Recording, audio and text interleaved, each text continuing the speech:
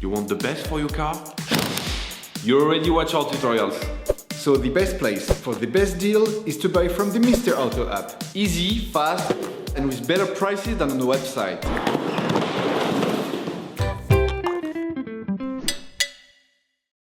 You will find the bulk windscreen wipers used in the video exclusively on the Mr. Auto website and through the link in the description. Turn your engine off and pull up the handbrake.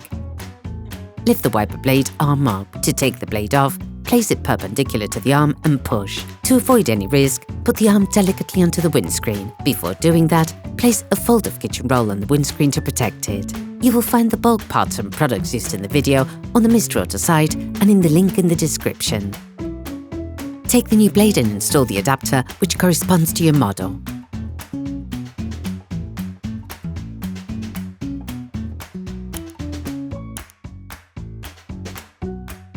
To put in the new one, simply slide the blade onto its housing. Place the arm gently back onto the windscreen.